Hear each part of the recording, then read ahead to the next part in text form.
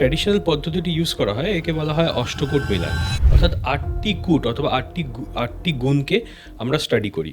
তবে এটা পুরোপুরি একটা 100% কমপ্লিট প্রসেস নয়। অনেক সময় নারী দোষ থাকলে যে অফস্প্রিং হয়, যে সন্তান হয়, তার শারীরিক সমস্যা তৈরি হয়। ওই জন্য বলা হয় যে সেম নারীতে বিয়ে না করতে। কি কি জিনিস ম্যাচিং না হলে মানে ওই বিয়েটা করা উচিত নয় বা বিয়েটা দেওয়া উচিত নয়? হ্যাঁ, এবার ব্যাপারটা হচ্ছে যে আমাদেরকে দেখতে হবে যে কিছু মানুষের জন্য বিয়েটাই নয়, ও আচ্ছা, মানে যাদের তার ভাগ্যে বিয়েই নেই। বিয়েই নেই বা বিয়েটা হলে প্রত্যেকটা জায়গায় খারাপ। আমার মনে হয় যে জেন জি সেই লাস্ট জেনারেশন যারা বিবাহ দেখবে, আমার মনে হয় যে জেন অ্যালফা, জেন বিটা, হয়তো জেন গামা আসছে, তারা হয়তো বিয়ের কনসেপ্টে মানবেন না। তো চার্টের মধ্যে 100% ডিভোর্সের যোগ আছে, তাও হবে না যদি মাঙ্গলিক ম্যাচ হয়। আচ্ছা, মানে এই অ্যাকুরেসিটা 90%। হ্যাঁ, কিছু কিছু ক্ষেত্রে 10% ফেল করে, কিন্তু মাঙ্গলিক যদি ম্যাচ করিয়ে দেওয়া যায়, শত ঝামেলা সত্ত্বেও কিন্তু বিয়ে টিকে থাকে, এটা সত্যি কথা। যে এই জন্মে সে কোনো খারাপ কাজ না। করেনি, কিন্তু তার সাথে শুধু খারাপই শুধু হয়ে যায়। খারাপই হচ্ছে। এটা শনি পূর্বজন্ম থেকে বিভিন্ন রকমের কর্মফল ফিরিয়ে আসে। শনির দশায় মানুষ ভেতর থেকে এত শক্ত হয়ে যায় যে সে আর কমপ্লেন করে না, সে জানে এটাই আমার জীবন। আরও যদি শনি পজিটিভ থাকে, শনি যদি 3, 6, 10, 11 থাকে, সেই মানুষ প্রচণ্ড পরিশ্রমী, তার ওয়ার্ক এথিকের জন্য সে জীবনে যা উন্নতি করবে, সে কিন্তু পৃথিবীর যে কোনো মানুষকে ছাপিয়ে যাবে। অর্থাৎ যা শনি ভালো, তার সব ভালো। তো রাহু হচ্ছে নতুন জিনিসকে ট্রাই করা, তো সে প্রচুর এক্সপেরিমেন্ট করবে রাহু দশায়, এবং সেই এক্সপেরিমেন্ট যদি ওয়ার্কআউট করে তাহলে কোটিপতি, না হলে ব্যাংক্রাফট। যে পৃথিবীর অনেক বিখ্যাত ব্যক্তি এর মানে কালসর্প যে কালসর্প যোগ আছে, দোষ হ্যাঁ। বা যোগ আছে, কিন্তু তারপরও এত বিখ্যাত, সেটা কি? তারা কালসর্প যোগের জন্যই বিখ্যাত। যেমন সচিন টেন্ডুলকার ছটা বল 6 রকম ভাবে করতে পারতেন। উনি যতটা ভালো ব্যাটসম্যান, ততটা ভালো বোলারও তো ছিলেন। একদম।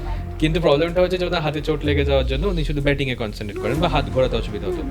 তো এটা একটা কালসর্প এফেক্ট। পিতৃদোষ হচ্ছে আমাদের যারা পূর্বপুরুষ বা অ্যানসেস্টার, তারা কোনো খারাপ কাজ করে গেছেন, তাদের ফল আমাকে ভোগ করতে হবে। তারা কোনো কিছু জীবনে খুব ইচ্ছে থাকা সত্ত্বেও অ্যাচিভ করতে পারেননি, সেগুলো আমাদেরকে অ্যাচিভ করতে হবে।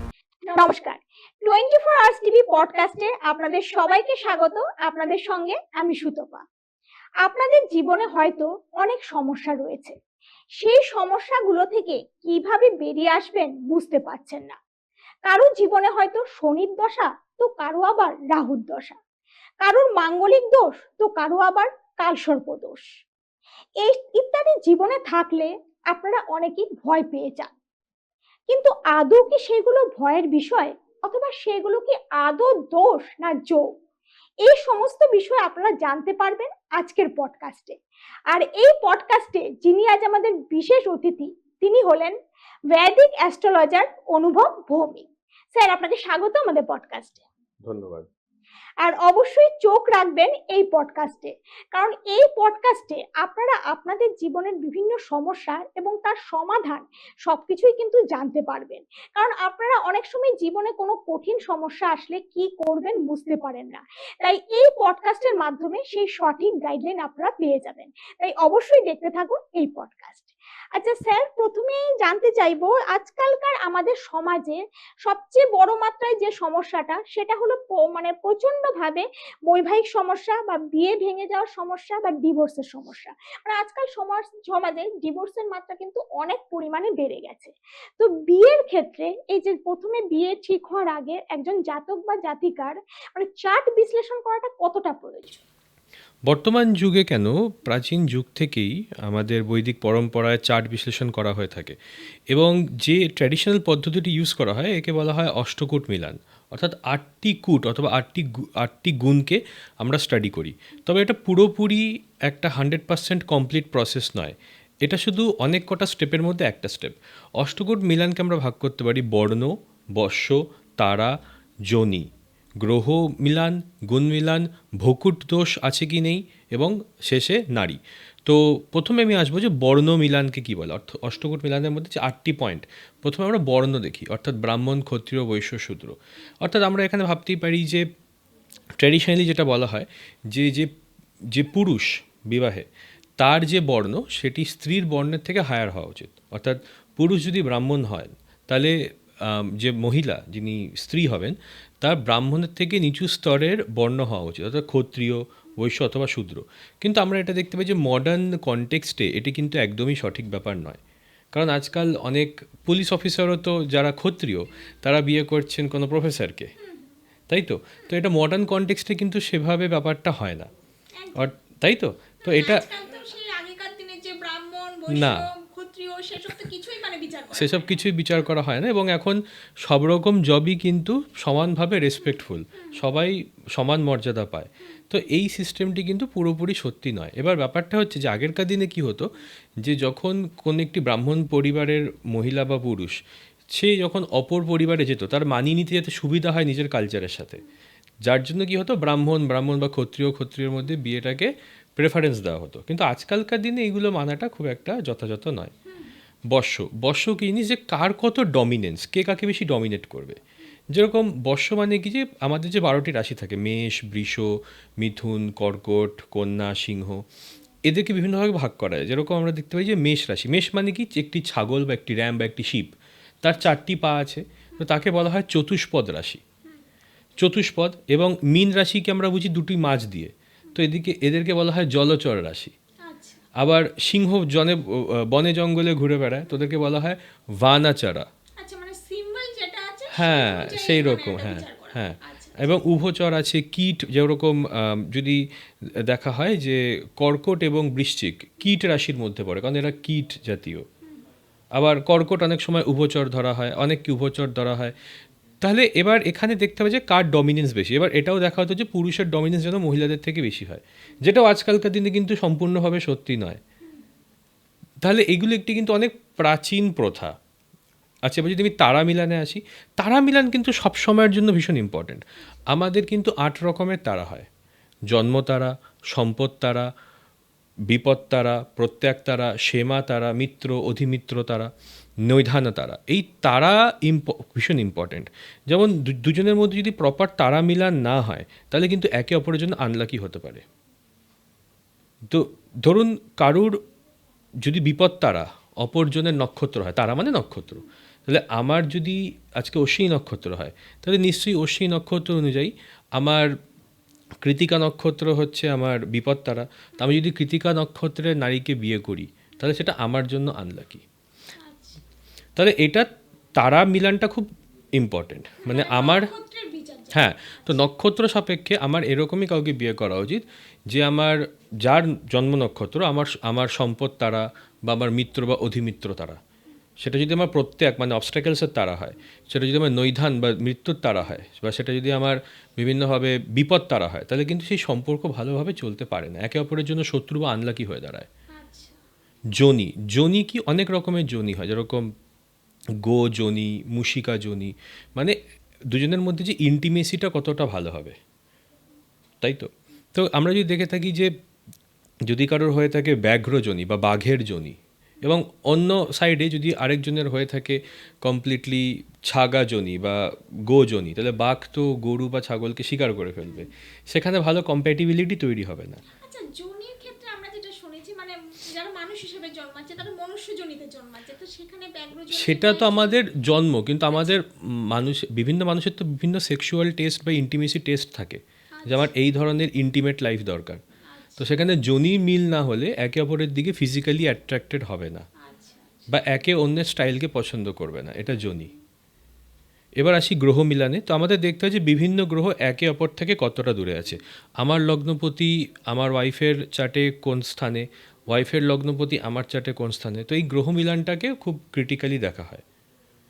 ঠিক আছে, তাহলে এরপরে আমরা আসি যে ভাকুট মিলান, মানে চন্দ্র একজনের চন্দ্র যদি আরেকজনের চন্দ্র থেকে 6, 8, 12 ঘর দূরে থাকে, তাহলে সেখানে ভকুট দোষ হয়, তাহলে দুজনের মেন্টালিটি ম্যাচ করে না। আচ্ছা আর যদি আমি নারী দোষে আসি, এটা একটু ইম্পর্টেন্ট, কারণ এখানে কি হয় যে অনেক সময় নারী দোষ থাকলে পরবর্তী প্রজন্ম, হয়তো ইমিডিয়েট প্রজন্ম না, কিন্তু 3, 4 প্রজন্ম পরে কিন্তু মানে যে অফস্প্রিং হয়, যে সন্তান হয়, তার শারীরিক সমস্যা তৈরি হয়। ওই জন্য বলা হয় যে সেম নারীতে বিয়ে না করতে। 3 ধরনের নারী হয়: আদি নারী, অন্ত নারী, মধ্য নারী। তো এখানে যদি দুজনেরই আদি নারী বা দুজনেরই অন্ত নারী বা মধ্য নারী হয়ে যায়, তাহলে ভাতা, পিত্তা, কাফা ইত্যাদি তৈরি হয়। ভাতা কাফা বলতে শ্বাস প্রশ্বাস বা হাড়ের প্রবলেম, পিত্তা বলতে অ্যাসিডিটি বা ডাইজেস্টিভ ডিসঅর্ডার, লিভারের প্রবলেম, আর কাফা বলতে মানে মিউকাস বা ব্রঙ্কাইটিস ইত্যাদি প্রবলেম হয়ে যাবে। তো দুজনের যদি সেম নারীতে বিয়ে হয়, তাহলে অনেক সময় এই ধরনের প্রবলেম দেখা যায়। আচ্ছা আর অনেক সময় আবার আমরা বেঙ্গলে গণ দেখে থাকি: রাক্ষসগণ, দেবগণ, মানুষ্যগণ। তো এখানে দেখা যাচ্ছে রাক্ষসগণের সাথে রাক্ষসগণেরই মিলটা খুব ভালো। রাক্ষসগণের সাথে দেবগণের বা নরগণের সেরকম মিল হয় না। দেব দেব দেব নরটা ভালো, রাক্ষসের সাথে শুধু রাক্ষসই চায়। মানে সেম গণের বিয়ে হয়। সেম গণ বা এক গণ উপরে বেটার, বাট রাক্ষসগণকে শুধু রাক্ষসগণের মধ্যেই রাখা ভালো। এখানে কি হয় যে কাপলদের উদ্দেশ্য জীবনে ডিফারেন্ট হয়। যাদের দেবগণ, তাদের উদ্দেশ্য জীবনে থাকবে যে জীবনটাকে আমি অতটা বেশি টাকা পয়সার পেছনে না ছুটে আমি একটু মানসিক শান্তি আধ্যাত্মিকতার দিকে ছুটবো। নরগণ সংসারকে সামলাতে চায়, রাক্ষসগণ পুরোপুরি মেটেরিয়ালিস্টিক, পুরোপুরি বস্তুগত জীবনে বেশি ইন্টারেস্টেড হয়, মোহ মায়াতে বেশি আবিষ্ট থাকে। বেশি আবৃষ্ট থাকে। বাট তার মানে কেউ খারাপ বা ভালো নন। অনেকে গণটাকে খুব বড় করে দেখেন, কিন্তু এটা একদমই ভুল। কারণ অষ্টকূট মিলনের মধ্যে গণটাকে অতটা গুরুত্ব দেওয়া হলেও ততটা গুরুত্বপূর্ণ নয়। অর্থাৎ আমরা দেখে থাকলাম যে যদি সব কটা পয়েন্ট মিলেও যায়, তা সত্ত্বেও তো পয়েন্ট ম্যাচিং কমই হতে পারে বা অনেক বেশি হয়ে যেতে পারে, কিন্তু বাকি চারটাও তো দেখতে হবে যে সপ্তম ভাব কেমন। যেমন জন্মছকে সপ্তম স্থান হচ্ছে আমাদের বিবাহ স্থান। উপপদ লগ্ন থেকে আমরা দেখি যে আমাদের হাজব্যান্ড বা ওয়াইফ তার পুরো জীবনটা, তার কেরিয়ার কী হবে, তাকে দেখতে কেমন হবে, সপ্তমপতি বলে দেয় তার হেলথ কেমন হবে। তো এইভাবে আমাদের আরও অনেক কিছু দেখা উচিত। আমি প্রথমে নিচে যখন পুরো চারটা আমার বিচার করা হয়ে গেল, তারপরে আমি একবার দেখে নিই যে কত পয়েন্ট আসছে। আর এই যে 8টা গুণ বললাম, তো বর্ণ 1 পয়েন্ট, বর্ষ 2 পয়েন্ট, তারা 3 পয়েন্ট, যোনি 4 পয়েন্ট। তো এভাবে 1 থেকে 8 অবধি 1 থেকে 8 পয়েন্ট। তো সব কটাকে 1 2 3 4 5 6 7 8 যোগ করুন, 36 আসবে। তারপরে দেখি যে 36-এ, হ্যাঁ হ্যাঁ 36। এবার দেখতে হবে যে 36-এর মধ্যে যদি 18-র বেশি হয় তাহলে ভালো, থামস আপ। 18-র কম হলে খারাপ, আর 18 হলে ঠিক আছে। কিন্তু এটা জাস্ট একটা পার্ট, এরপরে আরও অনেক কিছু আছে। হতেই পারে সব কিছু ভালো, কিন্তু সপ্তম স্থান কমপ্লিটলি ড্যামেজড, মাঙ্গলিক ম্যাচিং হলো না, নবাংশে প্রবলেম আছে, তাহলে কিন্তু বিয়ে টিকবে না। যেরকম বিয়ে, মানে মেইনলি কি কি জিনিস ম্যাচিং না হলে মানে ওই বিয়েটা করা উচিত নয় বা বিয়েটা দেওয়া উচিত নয়। হ্যাঁ, এবার ব্যাপারটা হচ্ছে যে আমাদেরকে দেখতে হবে যে কিছু মানুষের জন্য বিয়েটাই নয়, ও আচ্ছা, যাদের ভাগে বিয়ে নেই। বিয়েই নেই বা বিয়েটা হলেও প্রত্যেকটা জায়গায় খারাপ। তো সবার আগে আমরা দেখি সপ্তম স্থানে কে আছে। সপ্তম স্থানে যদি রাহু কেতু মঙ্গল থাকে, রাহু কেতু মঙ্গল শনি, তাহলে জেনারেলি বিবাহ স্থান অশুভ বলা হয়। হ্যাঁ, এবার এই ক্ষেত্রে ম্যাচিংটাতে খুব বেশি গুরুত্ব দেওয়া উচিত। রাহু সপ্তমে থাকলে সেই ধরনের মানুষ ভুল মানুষের প্রেমে পড়ে এবং সঠিক মর্যাদা না পাওয়ার জন্য সে বিয়ের বাইরে ইন্টারেস্টেড হয়। তো রাহু সপ্তমে চিটিংয়ের কারক, মঙ্গল সপ্তমে ডোমেস্টিক ভায়োলেন্সের কারক। কিন্তু তার উপর ডোমেস্টিক ভায়োলেন্স হয় না সে করে, তার উপর জেনারেলি হয়ে থাকে। যেমন রাহু সপ্তমে থাকলে তার উপর জেনারেলি চিটিং হয়ে থাকে, তারপরে সে চিট করে। কেতু সপ্তমে থাকলে এঙ্গেজমেন্ট ভেঙে যায়, বা বিয়ের আগে বিয়ের অনুষ্ঠানে খুব বড় প্রবলেম হয়ে যায়। এবং শনি সপ্তমে থাকলে এঙ্গেজমেন্ট হয়ে আছে, দীর্ঘদিন ধরে বিয়ের কথা চলছে, তারপরে বিয়েটি হলো না, তো অনেক ডিলে আসে এবং বিলম্বে বিবাহ হয়। আচ্ছা, চিটিংয়ের কারক হচ্ছে রাহু শুক্র যোগ, রাহু সপ্তমে, লগ্নপতি অষ্টমে। অষ্টম স্থান হচ্ছে চিটিংয়ের কারক। তো অষ্টম স্থানের সাথে যখন লগ্নস্থানের কানেকশন তৈরি হয় কোনোভাবে, তখন সেই মানুষ চিট করতে পারে। এবং সপ্তম স্থানের সাথে যদি অষ্টম স্থানের কানেকশন তৈরি হয়, তখন যে লাইফ পার্টনার সে চিট করতে পারে। ঠিক এরকমই মহর্ষি জৈমিনী উপপদ লগ্নের কথা বলেছেন। উপপদ লগ্ন থেকে দ্বিতীয় রাহু কেতু থাকলে বা বুধ থাকলে চিটিংয়ের লাইফ পার্টনার চিট করতে পারে। তো এইভাবে বিভিন্নভাবে আমরা দেখতে পারি যে হাজব্যান্ড বা ওয়াইফ কতদিন বাঁচবেন, বা তাদের পেশা কী হবে, তাদের দেখতে কীরকম হবে, চোখ বড় হবে না ছোট হবে, সমস্ত কিছু ডিটেলস আমরা জ্যোতিষ দ্বারা আলোচনা করতে পারি। এবং এর সাথে তো মাঙ্গলিক যোগও আমরা দেখে থাকি। একদমই। আচ্ছা, যেটা আপনি বললেন একটু আগে অষ্টকূট মিলনের কথা, মানে 36-এ 36 গুণ একদম মিলে যাওয়ার কথা, তো অনেক সময় দেখা যায় 36-এ 36 গুণ মেলার পরও ডিভোর্স হচ্ছে, তো সেটা কেন হয়? সেটা এই কারণেই যে 36-এ 36 গুণ, এটা নক্ষত্র বেস্ট ম্যাচিংটা তো হয়ে গেল 8টা পয়েন্ট, কিন্তু তারপর আমাকে 4টা দেখতে হবে। হয়তো ওনার সপ্তম স্থান এতটাই ড্যামেজড যে ওনার বিয়েটা কিছুতেই টিকবে না। তো সেখানে যত পয়েন্টই হয়ে যাক, সেখানে কিন্তু কোনো লাভ হবে না, সেই বিয়ে টিকবে না। অর্থাৎ অষ্টকূট মিলান হরোস্কোপ ম্যাচিংয়ের একটি অংশ মাত্র এবং সম্পূর্ণ না। আমি বলি যে অষ্টকূট মিলান পুরো হরোস্কোপ ম্যাচিং বা কুষ্ঠি বিচারের 10 to 15%। মানে বাকি যদি আমি বিয়েটা বিচার করি, তাহলে বাকি 85% আমি নিজের বুদ্ধি লাগাবো। যে অ্যাস্ট্রোলজার, সে অ্যাস্ট্রোলজারকে নিজের বুদ্ধি লাগাতে হবে। আচ্ছা, নবাংশ চার্টও দেখতে হবে। যেমন আমরা একটি জন্মছক দেখে থাকি না, এরকম 16টি ছক হয়। তার মধ্যে একটি ছক ডেডিকেটেড হচ্ছে বিবাহের জন্য এবং বিবাহ পরবর্তী জীবনের জন্য, সেটিকে বলা হয় নবাংশ চার্ট। সেই চার্টটি দেখা দরকার। সন্তান জন্ম বা সন্তানের জেন্ডার কি হবে, তারা মা বাবার থেকে দূরে চলে যাবে বা কাছে থাকবে। অনেকে জিজ্ঞেস করে না যে আমার 3টে ছেলে মেয়ে, কে আমার সাথে থাকবে, সেইগুলো দেখা হয় D7 বা সপ্তাংশ চার্ট থেকে। আচ্ছা, সেক্সুয়াল ইম্পোর্টেন্সি দেখা হয় D5 চার্ট থেকে। তো এইভাবে আমরা বিভিন্নভাবে কিন্তু দেখে থাকি যে কিভাবে একজন মানুষের বৈবাহিক জীবন বিবাহ পরবর্তী জীবন কাটবে। প্রথম মানে বিবাহ, বৈবাহিক পরবর্তী জীবনটা কিরকম যাবে সেটাও দেখে হ্যাঁ, নেওয়া উচিত। যেরকম আমরা মানে দেখি হয়তো যদি যেটা হয় যে অষ্টকূট মিলনের পরও ডিভোর্স যখন হয়, হয়তো বিয়ের সময়টা ঠিক আছে বা এর সাথে বিয়ে ঠিক আছে হলে হয়তো বিয়েটা হচ্ছে, কিন্তু পরবর্তী জীবনে কোনো সমস্যার কারণে বিয়েটা হ্যাঁ, ভেঙে তবে যাচ্ছে। একটা কথা বলি, বিবাহ লগ্ন যখন হাজবেন্ড এবং ওয়াইফ বিয়ে করতে বসছে, পুরোহিত মন্ত্র পড়ছেন, সেইটাকে বলা হয় বিবাহ লগ্ন বা বিবাহ প্রবেশ লগ্ন। সেইটি ঠিক করে বিচার করা খুব কঠিন। আমি ম্যাক্সিমাম যাদের ডিভোর্স হয় তাদের দেখেছি যে যে সময় তারা বিয়ে করেছিলেন সেই যে বিবাহ লগ্ন, মানে আমরা দেখি না মা মাসিদের বলতে যে লগ্ন পেরিয়েছে, হ্যাঁ, লগ্ন লগ্ন পেরিয়েছে, পেরিয়ে লগ্ন ভ্রষ্টা। হুম। তো তার মানে কি যে বিবাহ লগ্নটা পেরিয়ে গেল, ওই লগ্নেই বিয়ে হতে হতো। তো যখন বিবাহের লগ্ন আমরা ফিক্স করি, আমরা দেখি মঙ্গল 8-এ নেই তো, মঙ্গল 7-এ নেই তো, খারাপ গ্রহগুলো বিবাহ স্থানকে প্রভাবিত করছে না তো, শুক্র স্ট্রং আছে তো, বৃহস্পতি সাপোর্ট আছে তো, এই সমস্ত কিছু দেখে তবেই কিন্তু আমরা একটি প্রপার সময় বলি। তবে অনেক সময় কি হয়, যারা অ্যাস্ট্রোলজার নন, শুধু পূজারি, তারা যখন চারটা ঠিক করেন যে কোন সময় বিয়েটা হওয়া উচিত, অনেক সময় তারা একটু ভুল করে থাকেন। ওই জন্য আচ্ছা, খুব একজন ভেরি এক্সপিরিয়েন্সড এবং লার্নেড অ্যাস্ট্রোলজারই কিন্তু, এবং ভালো হতে হবে, সবে গিয়ে কিন্তু সে অ্যাকচুয়ালি বলতে পারে যে মানে কোন সময় exact বিবাহ। time টা। এক্স্যাক্ট, খুব ইম্পর্টেন্ট। গৃহপ্রবেশ, শুধু গৃহপ্রবেশ কেন, বাড়ি কিনতে যাওয়া, কখন আমি পরীক্ষার ফর্ম ফিল আপ করবো, এই সমস্ত কিছুই কিন্তু লগ্ন দেখে করা উচিত। আচ্ছা আচ্ছা। আগেকার দিনে যেটা খুব প্রচলন ছিল, মানে মেয়েরা মানে লগ্ন ভ্রষ্টা হলে তার হয়তো আর বিয়েই হতো না, কিন্তু আজকালকার এত সব কিছু তো আর মানা হয় না এই জন্য। আর আজকালকার দিনে এটা ঠিকই, মানে আগেকার দিনে কিন্তু বিয়ে ভাঙার পরিমাণটা কম ছিল, কিন্তু আজকালকার দিনে কিন্তু এটা অনেক বেড়ে গেছে, তো সেটা কেন? সোশ্যাল মিডিয়ার জন্য আর মেয়েদের চাকরি করার জন্য, যেটা পুরুষরা পছন্দ করেন না। একদম। ঠিক আছে, তো সেটা হয়ে যাচ্ছে যে পুরুষরা মনে করেন যে আমাদের একটি হাউসওয়াইফ বা ডেডিকেটেড লাইফ পার্টনার লাগবে, আমাদেরকে সময় দিতে হবে, বাট যেটা মেয়েরা আজকালকার দিনে স্বতন্ত্র এবং ওনাদের ওটা দরকার নেই। তো এখানে একটা মিউচুয়াল রেসপেক্টের জায়গাটা খুব বেশি দরকার, কিন্তু যেহেতু দীর্ঘদিন থেকে সেটা হয়ে আসেনি, ওই জন্য হঠাৎ করে, এবং আমাদের জেনারেশনটা প্রথমবার পৃথিবীর ইতিহাসে এতজন মহিলা স্বতন্ত্রভাবে নিজের কেরিয়ার গড়ছেন, এটা আগে কখনো হয়নি। অর্থাৎ এখন আমরা একটা ট্রানজিশন পিরিয়ডের মধ্যে দিয়ে যাচ্ছি, কিন্তু আমার মনে হয় এটা কয়েক বছর পর হয়তো সেটেল ডাউন হয়ে যাবে, যখন মেয়েদের কাজ করাটা বা স্বতন্ত্র হওয়াটা একটা সোসাইটিতে নিউ নর্মাল হয়ে যাবে। অলরেডি অনেক জায়গায় হয়ে গেছে, বাট এটা কিন্তু ভবিষ্যতে আমরা দেখতে পাবো। তবে সোশ্যাল মিডিয়া জন্য মানুষের কিন্তু চিটিং করার প্রবণতা বা এটা ভাবা যে আমার বেশি অপশন আছে, এটা কিন্তু অনেক বেশি বেড়েছে। তো যার জন্য কিন্তু মানুষের ধৈর্য কমেছে, একদম। এবং মানুষ ভাবে যে এ না হলেও আমার আরও পার্টনার আছে, এবং আমার কাউকে দরকারই বা কেন।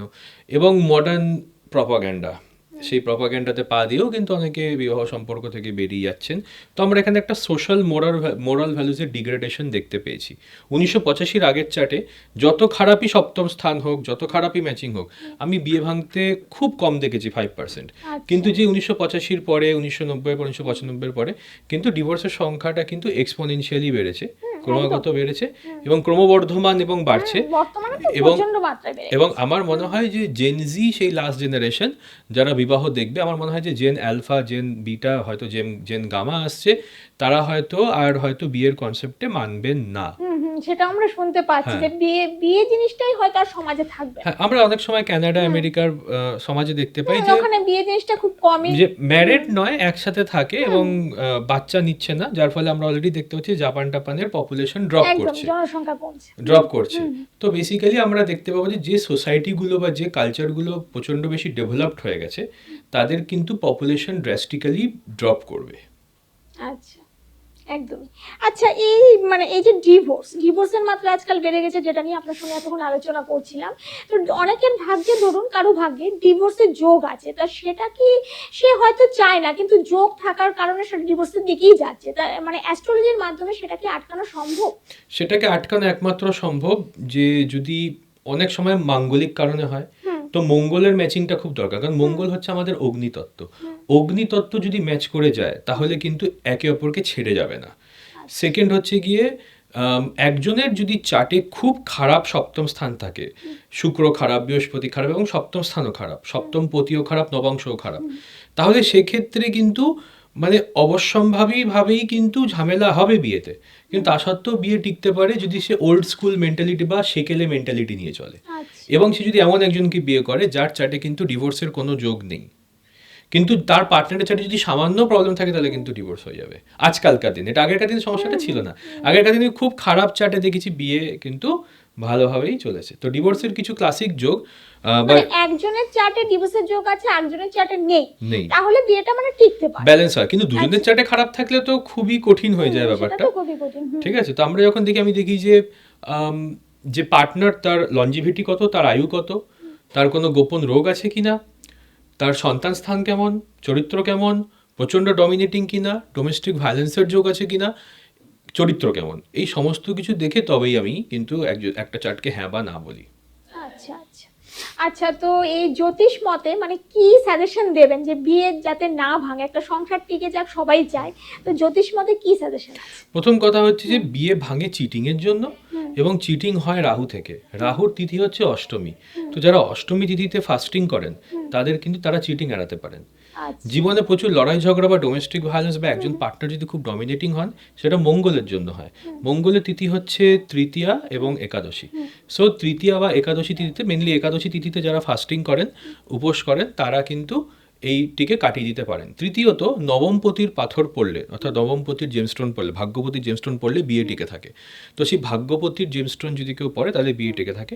অষ্টাক্ষরী মন্ত্র ওম নমো নারায়ণায়া, ওম নমো নারায়ণায়া, অষ্টাক্ষরী 8 অক্ষরের মন্ত্র, এই মন্ত্র করলে বিয়ে টিকে থাকে। তাছাড়াও আরও অনেকভাবে কিন্তু বিয়ে টেকানো যায়। এবার যদি কমপ্লিটলি কোনো হোপই নেই, তাহলে কুম্ভ বিবাহ বা অর্ক বিবাহ সাজেস্ট করা হয়। অর্ক বিবাহ মানে আপনি যেটা শুনেছেন, ওটা কি? ঐশ্বর্য রাই যেটা ওই আচ্ছা, গাছের সাথে হ্যাঁ, বিয়ে হ্যাঁ, করেছিল, গাছের, বা একটা মাটির ঘট বা কুম্ভের সাথে বিয়ে করে সেই কুম্ভটাকে তারপরে পা দিয়ে ভেঙে দেওয়া। তো এটা একটা লাইফ হ্যাক টাইপের, কিন্তু এটা খুব একটা কাজ করে না, ও আচ্ছা সেরকম ভাবে কাজ করে না। আচ্ছা তার থেকে মন্ত্র জাপ করা বা ডেইলি রেমেডিস করা বেটার, বা শুক্র রিলেটেড দান করা। আমরা যখন কোনো খারাপ গ্রহর প্রভাব কমাতে চাই, আমাদের হরোস্কোপে একটি গ্রহ খারাপ আছে, আমরা তার খারাপ গ্রহ প্রভাবটাকে কমাতে চাই, তখন আমরা সেই রিলেটেড জিনিসগুলো দান করি। যেরকম যদি কারোর শুক্র খারাপ থাকে, আমি বলি যে পারফিউম দান করতে, লোককে পায়েস খাওয়াতে। আচ্ছা যার বৃহস্পতি খারাপ তাকে বলি মানে বই দান করতে, মানুষকে লাড্ডু বা হলুদ রঙের মিষ্টি খাওয়াতে। সো দান করলে খারাপ প্রভাব, খারাপ গ্রহের খারাপ প্রভাব কমে, আচ্ছা, অনেকটা কম। অনেকটা মানে কমে। আমাদের যে স্পিরিচুয়াল নিয়মগুলো আছে সেগুলো একটু ঠিকভাবে পালন করতে পারলে এই ডিভোর্সটাকে অনেকটাই মানে এড়ানো যায়। হ্যাঁ, একটু লজিক্যালি পালন করতে হবে। না, নিয়মগুলো তো ঠিকই পালন করতে হ্যাঁ, হবে। পাগলের মতো পালন করলে মানে হ্যাঁ। অনেকে এরকম গাছের সাথে বিয়ে করে, বা অনেকে পুজো করেন। দেখুন, মন্দিরে যে না, দেবদেবী যেটা থাকে, বললেন মন্ত্র, মানে মন্ত্রটা যদি ঠিকভাবে আমরা রেগুলার করতে পারি, কারো হয়তো যোগ রয়েছে মানে সাংসারিক জীবনটা আর ভালো না, সেটা আমি যে কিছু মন্ত্রের কথা আপনি বললেন, ঠিকগুলো ঠিকভাবে করতে পারলে মানে সেই জায়গাটা থেকে অনেকটাই বেরিয়ে আসা। অনেকটা নিস্তার পাবেন। তবে সত্যি কথা যদি বলে থাকি, তাহলে আমি দেখেছি যাদের চার্টে প্রবলেম প্রচন্ড, তাদের নিজেদের মধ্যেও প্রবলেম থাকে। আচ্ছা, তাহলে নিজেকেও তো বদলাতে হবে। তা তো শুধু অবশ্যই। অপর মানুষটি বদলালে চলবে না, আমাকেও বদলাতে হবে। হুম, সেইখানে কিন্তু কিছুটা সেলফ রিফ্লেকশন, ইন্ট্রোস্পেকশন, নিজেকে দেখা, নিজেকে বোঝা এবং নিজেকে শোধরানোটা দরকার। আমি দেখেছি অনেকে একদমই, যাদের কারণ ডিভোর্স যখন হয় সেখানে দুজনেরই দোষ থাকে, যে কোনো একজনের একদম, তো থাকে না, এবং দুজনেরই দোষ এবং থাকে। অনেকে আমার কাছে এসে বলে যে আমি না প্রবলেম, সত্যি কথা বলছি, মানে আমার হাজবেন্ড বা আমার ওয়াইফ না, আমি প্রবলেমেটিক বেশি। এবং এই সেলফ রিয়েলাইজেশনটা বেশি মেয়েরা করে ছেলেদের থেকে, যে আমি প্রবলেমেটিক। এটা আমি দেখেছি, বেসিক অবজারভেশন। হ্যাঁ, আচ্ছা আচ্ছা, যেহেতু আমরা বিয়ে নিয়ে কথা বলছিলাম তাই একটু মাঙ্গলিক নিয়ে আসছে এবার। এই মাঙ্গলিক নিয়ে মানুষের মধ্যে অনেক ভ্রান্ত ধারণা আছে, তো প্রথমে জানতে চাইবো মাঙ্গলিক কি? দু রকমের জিনিস হয়, একটা হচ্ছে কুজা দোষ এবং একটি হচ্ছে মাঙ্গলিক। লগ্ন থেকে আমরা কুজা দোষ দেখি। লগ্ন থেকে যখন আমরা দেখি চতুর্থ, সপ্তম, অষ্টম এবং 12তে মঙ্গল আছে, এটিকে বলা হয় কুজা দোষা, কুজা দোষ। এবং চন্দ্র থেকে যখন মঙ্গল চন্দ্রের সাথে, চন্দ্র থেকে চতুর্থ, সপ্তম, অষ্টম বা 12তে থাকে, তখন সেটিকে বলা হয় মাঙ্গলিক। অর্থাৎ মাঙ্গলিক হচ্ছে চন্দ্র থেকে, কুজা দোষ হচ্ছে লগ্ন থেকে। তো এবার মাঙ্গলিকের মধ্যে মঙ্গল যদি চন্দ্র থেকে সপ্তমে বা লগ্নে থাকে, সেটা যে জাতক বা জাতিকা তার হেলথের জন্য খারাপ। এবং মঙ্গল যদি চন্দ্র থেকে চতুর্থ, অষ্টম বা দ্বাদশে থাকে, তাহলে সেটি কিন্তু তার পার্টনারের হেলথের জন্য খারাপ। কিন্তু তার মানে কি মাঙ্গলিক মানে কি বউয়ের মৃত্যু হয়ে যাবে, বরের মৃত্যু হয়ে যাবে? আমি কিন্তু সেরকম আজ অব্দি দেখিনি। ঠিক আছে, কিন্তু সেটাই কিন্তু প্রচলিত আছে, মানে আমরা প্রচলিত, সবসময় এটাই হ্যাঁ, শুনতে পাই যে হ্যাঁ, হ্যাঁ, একজন হ্যাঁ, মাঙ্গলিক থাকলে আরেকজনের মৃত্যু হ্যাঁ, হয়। না এটা হয় না। আর যেটা কুজা দোষ, সেই কুজা দোষও সিমিলার। মঙ্গল যদি সপ্তমে থাকে, সেটা জাতকের বা জাতিকার, সপ্তমে অষ্টমে জাতক জাতিকার হেলথের জন্য খারাপ। চতুর্থ, অষ্টমে, দ্বাদশে সামান্যভাবেই, খুব সামান্যই ভাবেই যে পার্টনার তার হেলথকে খারাপ করে।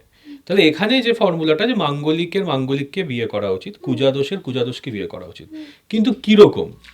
যাদের মঙ্গল চতুর্থ, অষ্টমে এবং 12তে, তাদেরও এরকমই কাউকে বিয়ে করা উচিত যাদের মঙ্গল 4, 8, 12তে, তাছাড়া বিয়ে করা উচিত না।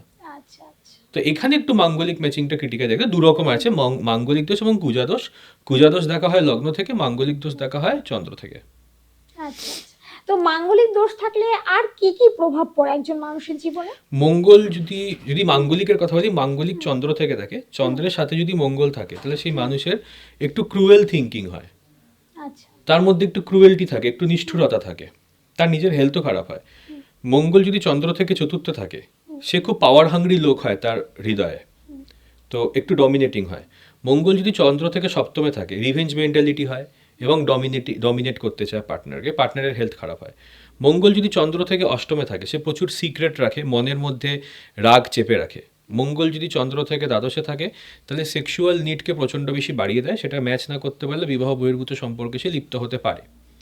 যদি আমি কুজা দোষে আসি, কুজা দোষ মানে মঙ্গল যদি প্রথম কথা চতুর্থ স্থানে থাকে, তো মঙ্গল যদি চতুর্থ স্থানে থাকে, আচ্ছা এখানে কিন্তু দেখতে পাচ্ছি কুজা দোষে কিন্তু আমরা লগ্নকে নিচ্ছি না, চতুর্থ থেকে শুরু করছি। মঙ্গল চতুর্থ স্থানে থাকলে সেই লোক কিন্তু বাড়িতে মানে সবাইকে ডমিনেট করবে। সপ্তমে থাকলে সে হয় যে পার্টনার তার দ্বারা সে ডোমেস্টিক ভায়োলেন্সের শিকার হতে পারে বা করতে পারে, ডিপেন্ড করছে তার বাকি জাটের ওপর। মঙ্গল অষ্টমে থাকলে সেক্সুয়াল এনার্জি খুব হাই, সেই ইন্টিমেসি লেভেলটাকে ম্যাচ করাতে হবে। শ্বশুরবাড়ির সাথে সম্পর্ক খারাপ থাকে এবং এখানে কিন্তু বড় অ্যাক্সিডেন্টের যোগ থাকে এবং অ্যাডজাস্টমেন্টে অসুবিধা হয়। মঙ্গল দ্বাদশে থাকলে কিন্তু মানে বেড প্লেজার্সের যে ইচ্ছেটা সেটা মারাত্মক বেশি থাকে, সেখান থেকে কিছু কিছু প্রবলেম হয়। তো এই কারণের জন্য কিন্তু মাঙ্গলিক দোষটাকে একটু ভালোভাবে বিচার করতে হয়, মাঙ্গলিক বা কুজা দুটোকেই দেখতে হয় মানে অনেক কিছুই মানুষের জীবনে প্রভাব পড়ে মাঙ্গলিক থাকলে। এবং খুব ক্রিটিক্যালি দেখতে হয়। মানে যদি একজন মঙ্গল সপ্তমের লোক যদি মঙ্গল অষ্টমকে বিয়ে করে নেয়, তাহলে যার মঙ্গল সপ্তমে আছে সে অষ্টম মঙ্গলের লোককে সেরকমভাবে পাত্তা দেবে না, ইগনোর করবে। তাহলে আমাদের এটাও দেখতে হয় যে কে কাকে ইগনোর করবে, কে কাকে ইগনোর করবে না। শুধু মাঙ্গলিক ম্যাচ করাটাই দায়িত্ব নয়, দেখতে হবে যে মাঙ্গলিক ম্যাচিংটা ঠিকঠাক করে হচ্ছে কিনা। মানে যে কোনো মাঙ্গলিককে বিয়ে করতে পারে না। যেটা আমরা শুনি সবসময় সেটাই বলা হয় যে মাঙ্গলিক বিয়ে করলে মাঙ্গলিক কেটে যাবে, কিন্তু সেখানেও একটা ভালো ম্যাচিং এর ব্যাপার আছে বা একটা চার্ট ভালোভাবে মানে বিশ্লেষণের ব্যাপার আছে। এবার একটা কথা বলি, দুটো চার্টের মধ্যে 100% ডিভোর্সের যোগ আছে, তাও হবে না যদি মাঙ্গলিক ম্যাচ হয়। আচ্ছা, মানে এই অ্যাকুরেসিটা 90%। হ্যাঁ, কিছু কিছু ক্ষেত্রে 10% ফেল করে, কিন্তু মাঙ্গলিক যদি ম্যাচ করিয়ে দেওয়া যায়, শত ঝামেলা সত্ত্বেও কিন্তু বিয়ে টিকে থাকে, এটা সত্যি কথা। তো যেটা আমরা শুনে এসেছি সেটা মিথ্যে কথা না, সেটা সত্যি কথা। আচ্ছা। তো মাঙ্গলিক থাকলে বিয়েতে সাধারণত কি কি বাধা আসে? বিয়েতে বাধা বলতে সেরকম বাধা আসে না, কিন্তু একটু এই ধরনের মানুষের একটু ওভার প্যাশনেট হয়, দরকারের থেকে বেশি প্যাশনেট হয়। তো না সেরকম বাধা আসে না, বিয়ে হয়ে যায় এবং এরা খুব ডেডিকেটেড প্রেমিক বা প্রেমিকা হয়ে থাকে, তো খুব একটা অসুবিধা সেরকমভাবে হয় না। কারণ পৃথিবীতে তো 45 থেকে 50% লোক মাঙ্গলিক বা কুজাদোষ নিয়েই জন্মেছে। এরকম খুবই কম চার্ট পাওয়া যায় যেখানে মাঙ্গলিক বা কুজাদোষ কোনোটাই নেই। হয়তো পৃথিবীতে বিয়ের পরে যদি কেউ জানতে পারলো মাঙ্গলিক, তো সেখানে কি করা উচিত? যদি ঠিকঠাক চলে কিছু করার দরকার নেই, নাহলে বেসিক রেমেডি করে নিতেই হবে। আচ্ছা আচ্ছা। তা মানুষের মধ্যে একটা মানে ধারণা আছে যে মাঙ্গলিক বিয়ে দেওয়া উচিত নয়, মানে সেটা অতটাও ভয় পাওয়ার বিষয় না। কিন্তু দুটো কেস আমি বলবো, মঙ্গল সপ্তমে এবং অষ্টমে মাঙ্গলিক কি বিয়ে করা উচিত, এটা চান্স নিলে চলবে না। আচ্ছা আচ্ছা। মঙ্গল 7 আর 8 খুব ডেঞ্জারাস। আচ্ছা, তো এই যে মাঙ্গলিক দোষ কাটানোর অনেক কুসংস্কার আমাদের সমাজে আছে, তার সঠিক পদ্ধতিটা কি মাঙ্গলিক দোষ কাটানোর? সবথেকে বেস্ট হচ্ছে গিয়ে মাঙ্গলিক বিয়ে করা। আর যদি মাঙ্গলিক অমাঙ্গলিক বিয়ে হয়ে যায়, তাহলে জেনারেল যেগুলো বিয়ে রেমেডি সেগুলোই করা। যেমন কারো মঙ্গল যদি খুব খারাপভাবে পীড়িত হয়, আমরা 3 রকম ভাবে দিই। মঙ্গল যদি 3, 7, 11 বা বায়ু স্থানে থাকে, তাহলে হনুমান মন্ত্র দিই, কারণ হনুমান হচ্ছে বায়ুপুত্র।